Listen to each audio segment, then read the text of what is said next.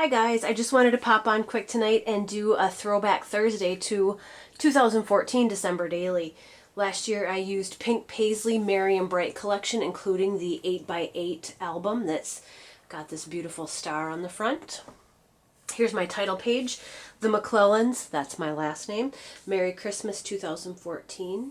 I stapled some twine on there, and this is a like a specialty page, like must be burlap or something. And this was my first page. It says a cup of Christmas cheer. Just a random shot of some hot chocolate.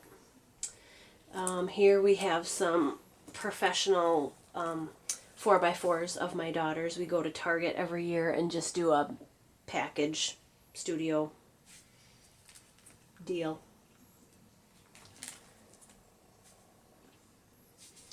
This is December 1st. We were driving home from school and saw a neighborhood with beautiful Christmas lights. I used those puffy thickers that were kind of like very, very shiny metallic silver. Then December 2nd we went to Caribou, so I saved the sleeve from the girls' hot chocolate. Here I put a little acetate page in with a little clothespin, and then talked about what we got at Caribou. Here's another shot of the girls drinking their hot cocoa. Here is a wood veneer sheet that I got at Joann's, and I stuck the December 3rd stuff on there about making Christmas cookies with their grandma that day.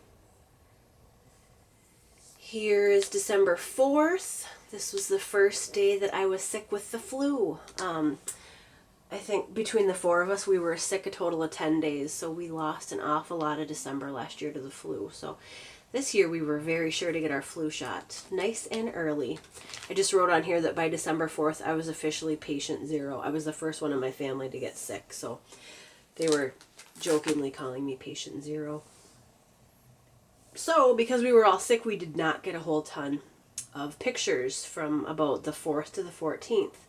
I ended up using a lot of filler pictures from their Christmas photo shoot at Target. My youngest on the 5th did bring home her little gingerbread house from preschool. Here's a little shaker pocket I made before the days of the fuse. December 6th. Filler pictures. There's the 7th. Our Christmas tree stood naked for many, many days. No one had the energy to decorate the poor thing. By the 8th, I finally got some presents wrapped. On the 9th, it looks like another filler picture. I dug out my grandma's old antique cookie cutters. I don't think we actually made any cookies with them, but I wanted to document them nonetheless. And this is an acetate page that came with the album from Pink Paisley. It came with, I want to say, 10 4x4s like this, and then maybe 5 acetate sheets with different patterns on them. And I tried to decorate both sides evenly with like a 6x6 paper and then whatever on top. So looking through it, it doesn't look terribly bad. Oh, I've got a wandering 10 here. That happens when you don't have page protectors. Oh, date-filled cookies from the bakery down the road. I think that was the day we picked them up and probably popped them in the freezer for Christmas.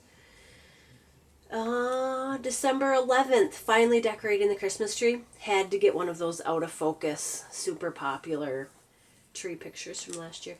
And a close-up of our decorations. It was the first year since we'd had children that we put breakable ornaments on the tree. Every other year it's just been, plastic candy and that kind of stuff. So we had kind of a grown-up Christmas tree last year. Again, that was nice. 12th, just more shots of the tree. 13th, out shopping. I think this was at Hobby Lobby. They had very colorful display of Christmas ornaments. That was probably the first time I went shopping in December, because we were probably finally getting healthy by then. This was an acetate page from maybe like a Heidi Swap kit of some sort.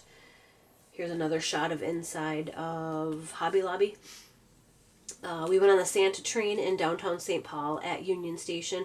My mom got us tickets, and it was really fun. We didn't like go sit on Santa's lap or anything last year, but we rode the Santa train all the way to the North Pole, wink wink, and Santa greeted the kids, and we got to take a train ride through the North Pole, and I saved the tickets.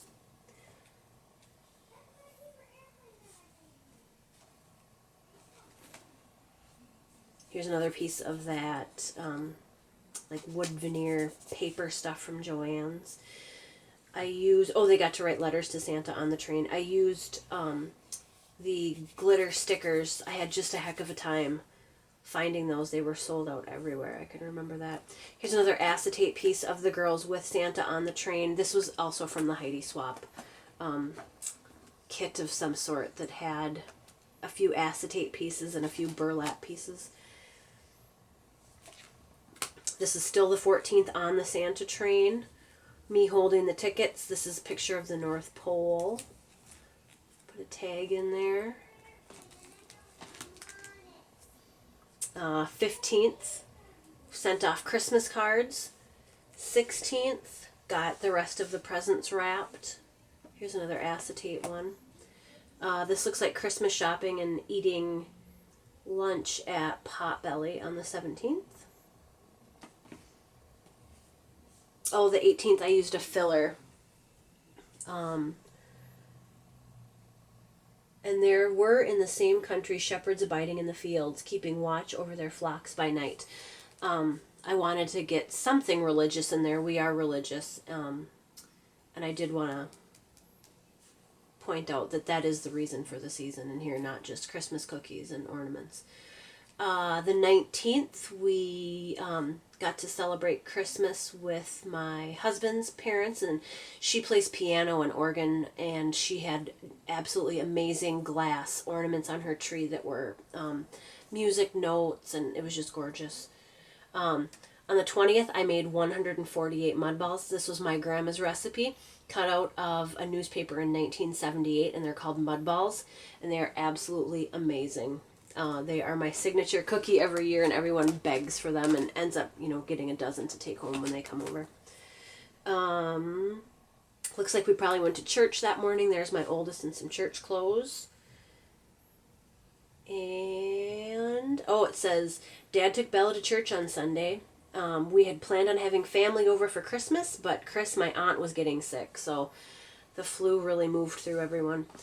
Here is a Studio Calico envelope that I punched, and then in here are some pictures that I didn't end up using in here. They were just extra ones, so I did day 22 for that, and that's just a fun little thing to add in. 23, the 23rd, full fridge. We went to Kowalski's and loaded up the fridge to get ready for Christmas. My husband and I both work retail, so the 24th we end up usually working about 10-12 hour day, because that is when people want to grocery shop, because we work at a grocery store. So that's when we always load up on the 23rd, because the 24th we're super busy with work, and then the girls usually have a Christmas program that night too. Another acetate piece, by the way. And here's a picture of church. The girls always have a program at our church on Christmas Eve. So the minute we get done working our 12-hour shift, we run right to church to watch the girls in their Christmas program.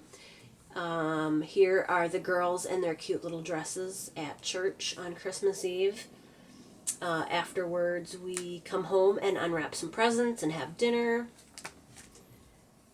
Here's my husband reading 'Twas the Night Before Christmas to the girls.